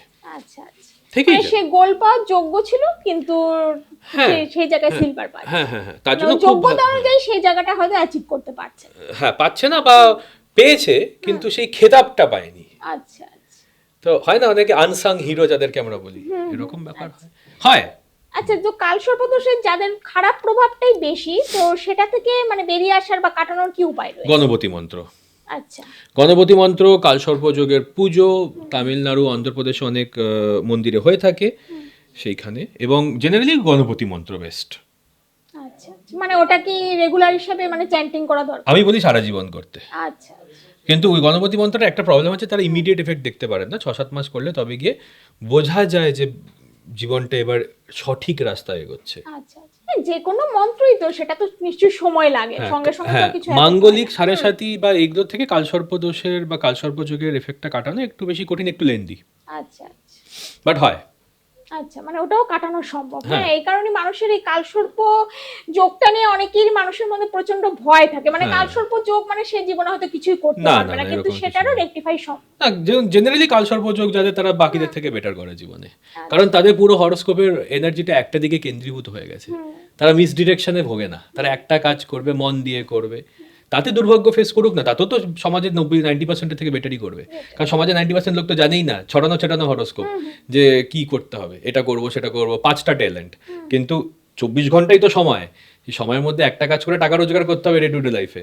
তো 5টা ট্যালেন্ট থাকলে আবার একটা ট্যালেন্টে ফোকাস করা কঠিন। একজন আমাকে কিছু বলছিলেন, অনুভবদা আমি শুধু চুল কাটতে পারি, মাথার আর কিছু করতে পারি না। বললাম যে এটা আপনার সব থেকে বড় ট্যালেন্ট, কারণ আপনি সারা জীবন বারবার এটাই করেন, এআইও রিপ্লেস করতে পারবে না, তাহলে এর থেকে বড় আর কি হতে পারে? একদম বড় হেয়ার ডিজাইনার হয়ে যেতে পারে। হয়ে যান, এমন কি বড় ব্যাপার? আপনি তো মানে পৃথিবীতে অর্ধেক লোক ইঞ্জিনিয়ারিং পড়বো না, এই পড়বো না, সেই পড়বো, এটাতেই কনফিউজ। আপনি তো জানেন আপনি কিভাবে, এবং সে মাসে ভালো টাকা রোজগার করে। একদম একদম। আচ্ছা, এবার আসছি একটু পিতৃদোষ নিয়ে। তো পিতৃদোষ অ্যাকচুয়ালি কি? পিতৃদোষকে আমি বলি ভূতের যোগ, মানে এটা খুব আচ্ছা। ইয়ার্কি মেরে বলি, বাট পিতৃদোষ হচ্ছে আমাদের যারা পূর্বপুরুষ বা অ্যানসেস্টার, তারা কোনো খারাপ কাজ করে গেছেন, তাদের ফল আমাকে ভোগ করতে হবে। তারা কোনো কিছু জীবনে খুব ইচ্ছে থাকা সত্ত্বেও অ্যাচিভ করতে পারেননি, সেগুলো আমাদেরকে অ্যাচিভ করতে হবে। সেটা হতে পারে যে আমার অ্যানসেস্টার হয়তো বিদেশ যেতে চেয়েছিল, যেতে পারেনি, তো এবার আমার চার্টে পিতৃদোষ আছে দ্বাদশে, 12th হাউস হচ্ছে ফরেন ল্যান্ডের হাউস, তো এবার আমাকে সেই ফরেন ল্যান্ডে গিয়ে কিন্তু তাদের যে ইচ্ছেটা ছিল বিদেশে যাওয়ার, সেটা মেটাতে হবে। তাদের ইচ্ছে ছিল বড় গাড়ি কেনার, বড় বাড়ি করার, সেগুলো তারা কারোর এগেনস্টে অন্যায় করেছে, যার এগেনস্টে অন্যায় করেছে তারও পুনর্জন্ম হয়েছে, এবং আমার অ্যানসেস্টারের পুনর্জন্ম আমার মাধ্যমে হয়েছে, তো সে এবারে আমাকে এই জন্মে বিপদে ফেলবে। তো এই পিতৃদোষগুলো কাটাতে হয়। পিতৃদোষ কখন হয়? যখন শনি সূর্য যোগ পঞ্চম স্থানে বা নবম স্থানে থাকে। কি দুজনেরই একসাথে হচ্ছে, মানে হ্যাঁ, ধরুন কারো ইচ্ছা পূরণ হয়নি, এবার সেখানে কি ব্যাপারটা এরকম নয় যে আমার যেই জন্মটা, সেটা আমার এর আগে তো 100-200টা জন্ম হয়েছে, তো আমাকে দেখতে হবে যে আমার যে গত 100-200টা জন্ম হয়েছে, তার মধ্যে আমার এই জন্মটা তৈরি হয়েছে বিভিন্ন সেই 100 জন্মটা থেকে, এক একটা জন্ম থেকে এক একটা কর্মফল ফিরে আসছে। তো হয়তো 75তম জন্ম আগের জন্ম থেকে কোনো একটা ফল ফিরে আসছে, 80তম জন্ম থেকে কোনো একটা ফল ফিরে আসছে। তো এরকম মাল্টিপল লাইফ টাইম থেকে তো আমার জীবনে শত্রু আসতে পারে। হ্যাঁ একদম। তা আমার হয়তো 3 জন গ্র্যান্ড পেরেন্ট, তারা হয়তো 3জনকে শাসিয়েছিলেন, তারা এবার বিভিন্নভাবে আমাকে বিরক্ত করবে। আচ্ছা। তো পিতৃদোষ তখন হয় যখন শনি সূর্য যোগ হয়, হুম। রাহু সূর্য যোগ হয়, সূর্য এবং চন্দ্র বাধক স্থানে থাকে বা বাধক এসে সাথে থাকে। এগুলো আলাদা আলাদা রেমেডি হয়। জেনারেলি পিতৃদোষ যদি হয় তাহলে ওম পিতৃভ্যো নমঃ বা পিণ্ডদান করলেও কেটে যায়, তর্পণ করলেও কেটে যায়। আচ্ছা, তো পিতৃদোষের অ্যাকচুয়াল কারণটা কি? পিতৃদোষের কারণ হচ্ছে প্রথম কথা এই যে পূর্বজন্মের যারা আমার আগে অ্যানসেস্টর ছিল তাদের খারাপ কাজ করা, বা তারা কোনো কিছু কমপ্লিট করতে পারেনি, কোনো একটা টাস্ক, কোনো একটা কথা দিয়েছিল কাউকে, সেটা আমাকে এবার কমপ্লিট করতে হবে। এবং এটা গ্রহর যে যোগ সেটা হচ্ছে কি শনি সূর্য যোগ। শনি সূর্য যোগ যদি পঞ্চমে বা নবমে হয় তাহলে পিতৃদোষ হয়। সূর্য যদি বাধক স্থানে, সূর্য এবং চন্দ্র যদি বাধক স্থানে থাকে তাহলে পিতৃদোষ হয়। এবং নবাংশে যদি শনি সূর্য বা রাহু সূর্য যোগ হয়ে থাকে দ্বাদশে তাহলেও পিতৃদোষ হয়। আচ্ছা, আমরা সাধারণ মানুষ তো অনেক সময় বুঝতেই পারি না যে পিতৃদোষ আছে কিনা আমার জীবনে। তো পিতৃদোষের কি কি লক্ষণ রয়েছে? প্রথম কথা আমি যে চার্ট প্লেসমেন্টগুলো বললাম সেগুলো দেখে, আর না হলে বুঝতে হবে যে আমি ছোটবেলা থেকে যখন আমার পুরোপুরি জ্ঞান হয়নি, হয়তো তখন থেকেই আমি আর্মিতে যেতে চাই, হয়তো তখন থেকেই আমি বিদেশ যেতে চাই, হয়তো তখন থেকেই আমি বড় ইউনিভার্সিটিতে পড়তে চাই। তার মানে কি এই ইচ্ছেটা তো আমার পূর্বজন্ম থেকে আসছে, আচ্ছা, ওই জন্য ছোটবেলা থেকেই ইচ্ছেটা ছোটবেলা রয়েছে। থেকেই। তাহলে এই জন্মটা কিন্তু আমার যে পিতৃ যারা আছে তাদের মানে যে আকাঙ্ক্ষাগুলো পুরো হয়নি, তারা এবার আমার মধ্যে দিয়ে সেই আকাঙ্ক্ষাগুলো পুরো করবে। আচ্ছা। তো এইখান থেকে মোটামুটি আমি দেখে বুঝতে পেরেছি এই বাচ্চারা যখন বলে আমি বড় হয়ে বাইক চালাবো, হয়তো সে বাইক সেভাবে দেখেও নি, বাট একটা ইচ্ছে, তাহলে সেই ইচ্ছেগুলো কিন্তু পিতৃদোষের মধ্যে থাকে। এবার হয়তো অনেক সময় পিতৃদোষের জন্য এর সেই কোনো মানুষ, খারাপ প্রভাব আছে কি? হ্যাঁ, সেই জিনিসটা সে যখন করতে যাবে সেটা হয়তো তার ইচ্ছে না, শুধু তার পিতৃদের ইচ্ছে, কিন্তু সে ছোটবেলা থেকে সেই জিনিসটা করতে চায়। হয়তো করতে গিয়ে দেখবে আমার তো এটা ভালো লাগছে না করতে গিয়ে। অনেকে বড় অ্যাক্টর বা অ্যাক্ট্রেস হতে চায়, যখন অ্যাকচুয়ালি অ্যাক্টিং লাইনে যাচ্ছে তখন 1-2 বছর করার পর দেখছে আমার তো ভালো লাগছে না এটা করতে, এবং তখন ইচ্ছেটা মিটে যাচ্ছে। তার মানে কি পিতৃদের যে ইচ্ছেটা ছিল সেটা মিটে গেছে, এবারও নিজে যেটা করার সেটা করবে, তা আবার নিজে একটা আলাদা করে বিজনেস শুরু করলো বা কিছু একটা করলো। এইভাবে আমরা মানে চোখে দেখে বুঝতে পারি যে হ্যাঁ পিতৃদোষ বা মানে পূর্বজন্মের কোনো আকাঙ্ক্ষা পুরো হয়নি এরকম। তা পিতৃদোষ কাটানোর কি উপায় আছে? একটি মন্ত্র আছে ওম পিতৃভ্যো নমঃ, পিণ্ড দান করা এবং তর্পণ করা, জেনারেলি এগুলো, এবং বেসিক মন্ত্র, সূর্যের রেমেডি, চন্দ্রের রেমেডি, শনির রেমেডি, এভাবে। আচ্ছা, আচ্ছা। আজকে কিন্তু খুব সুন্দর তথ্য আমরা জানতে পারলাম এই অনুভব স্যারের কাছ থেকে। এই যে অ্যাস্ট্রোলজি, মানে অ্যাস্ট্রোলজির একদম গভীরে গিয়ে কিন্তু উনি আলোচনা করলেন। তাই আপনাদের জীবনে যে বিভিন্ন দোষ, বিভিন্ন যোগ, ওইগুলো নিয়ে আপনারা সবসময় ভয়ে থাকেন বা ভয় পেয়ে যান কি হবে, একটা মেন্টালি অনেকটাই ডিপ্রেশনে চলে যান, কিন্তু সেটার কিন্তু কোনো কারণ নেই, কারণ স্যার আমাদের আজকে সুন্দরভাবে বুঝিয়ে দিলেন যে সবকিছু থেকেই বেরিয়ে আসা সম্ভব, আর সবকিছুর সঠিক কারণ থাকে, এবং অ্যাস্ট্রোলজি যদি সূক্ষ্মাণুসূক্ষ্ম বিশ্লেষণ করা যায় তাহলে সবকিছুরই কারণও বেরোয় এবং সবকিছুর কিন্তু সমাধানের উপায়ও বেরিয়ে আসে। তাই অবশ্যই এই পডকাস্টটিতে আপনারা চোখ রাখবেন, অবশ্যই দেখবেন এই পডকাস্টটি, তাহলে আপনাদের জীবনটা কিন্তু অনেক সহজ সরল হয়ে যাবে, এবং যে ভয়গুলো নিয়ে আপনারা বেঁচে আছেন সেই ভয়গুলো কিন্তু আপনাদের মন থেকে অনেকটাই দূর হয়ে যাবে। তো আমরা আশা করবো স্যারকে আবার আরো কোনো পডকাস্টে, নেক্সট আরো কোনো পডকাস্টে আমাদের সঙ্গে পেয়ে যাব। তাই সবাই ভালো থাকবেন। স্যার আপনাকে অনেক ধন্যবাদ আমাদের পডকাস্টে আসার জন্য। নমস্কার।